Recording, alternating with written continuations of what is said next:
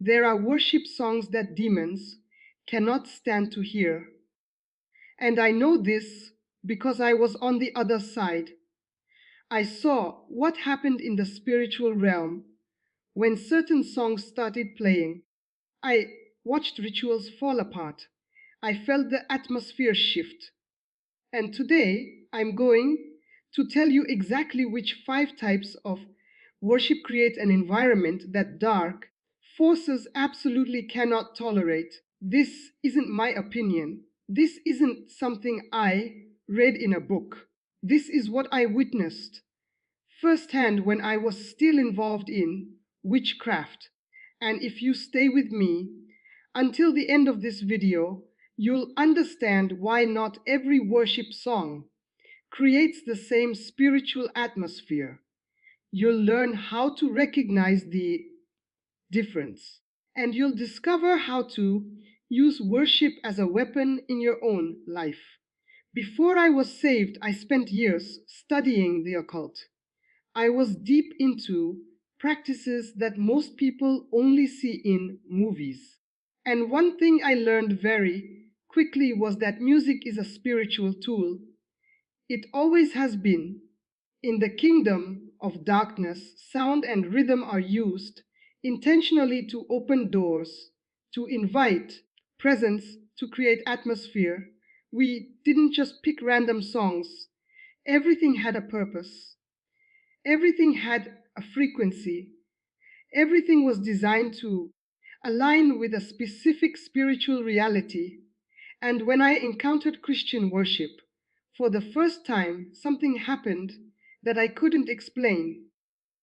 My body reacted, my mind resisted, and the atmosphere around me began to crack.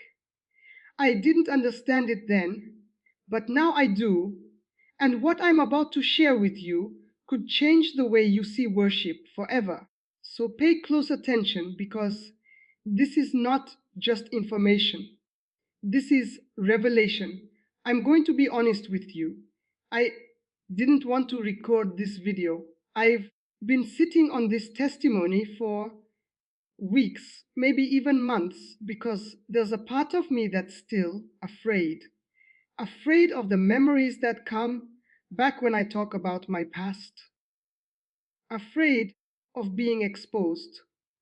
Afraid of what people will think. Afraid of opening doors that I've worked so hard to close. But more than my fear, there's a responsibility that I carry now. And I believe that God gave me this message not so I could keep it to myself, but so I could set people free. I want to make something very clear before we go any further. This video is not an attack on churches. It's not an attack on worship leaders or musicians. I'm not here to judge anyone's heart or calling. That's not my place.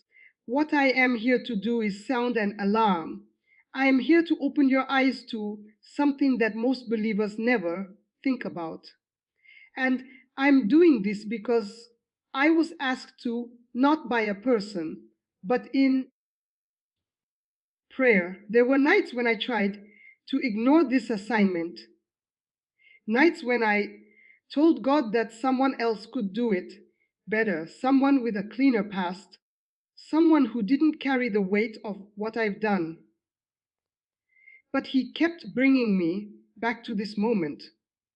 And so here I am, trembling a little bit, nervous about how this will be received, but obedient because I'd rather obey God and be misunderstood by people than stay silent and watch believers walk into spiritual traps they don't even see. So I'm asking you to receive this with an open heart. Don't hear condemnation, hear love, hear warning, hear someone who's been on the other side and knows what's at stake. If this message is already stirring something inside of you, I want you to do something simple. Go to the comments right now and type these words.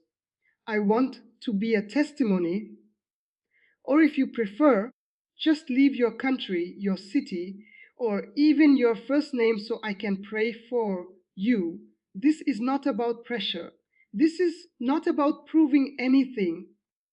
It's just a small step of faith, a way of saying that you're open to what God wants to do in your life through this message. And if you're new here, go ahead and subscribe to this channel because what I'm sharing today is just the beginning. There's so much more that needs to be said. Let me take you back to a time in my life that feels like a different world now. When I was involved in witchcraft, my days looked very different from what most people imagine. It wasn't dramatic, it wasn't loud. Most of the time, it was quiet, intentional, controlled.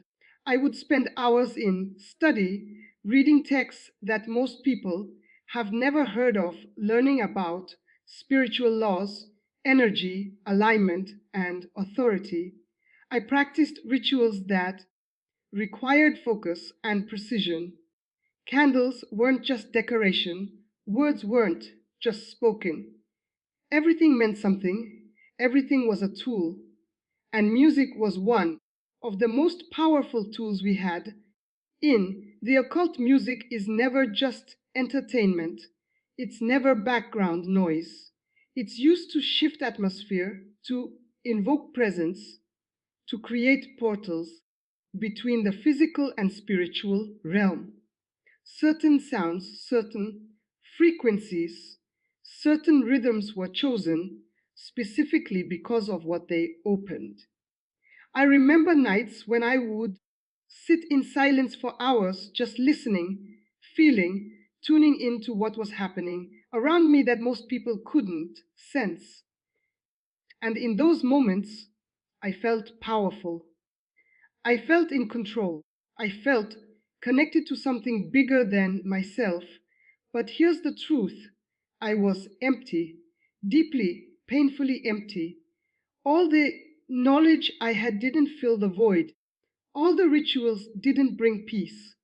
And all the control I thought I had was actually me being controlled. I just didn't know it yet. Everything I did felt spiritual. But none of it felt like love. None of it felt like life. It was dark, cold, and the deeper I went, the more I realized I was trapped. I didn't have language for it at the time. I didn't know how to name what I was feeling. But looking back now, I can see it clearly. I was searching for something real in a kingdom built on lies. And then one day something unexpected happened. I was at a place where I had no intention of hearing anything Christian. I wasn't looking for God. I wasn't open to the gospel. I wasn't even curious. But someone nearby was playing music and it was a worship song. I don't even remember the exact song, but I remember how my body reacted. It was instant. My chest tightened, my head started pounding. I felt this pressure in the room that I couldn't explain. And the strangest part was that I wanted to leave, not because the music was loud, not because it was annoying, but because something inside me couldn't stand it. It felt like the air was shifting, like the atmosphere I was so used to controlling was being interrupted by something stronger. I tried to ignore it.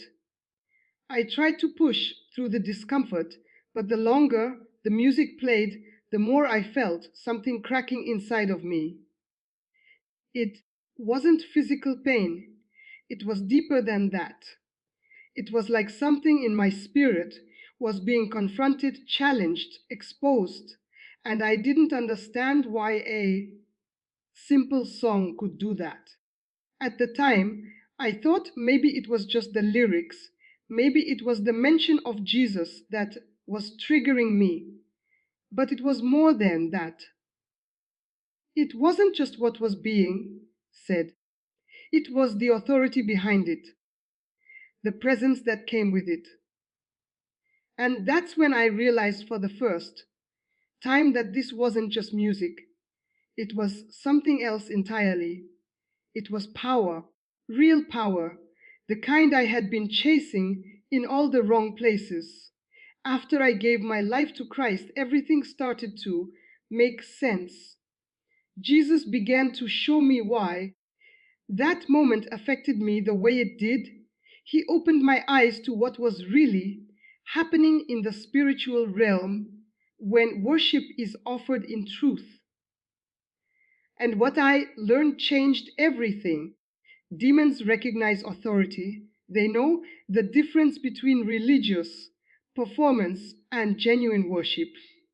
They can sense when someone is singing from their mind versus when someone is singing from a place of true surrender. And there are certain types of worship that they absolutely cannot tolerate, not because of the melody, not because of the instruments, but because of what's being released in the spirit. When worship is rooted in the truth of who Jesus is, when it exalts his name above every other name, when it's wrapped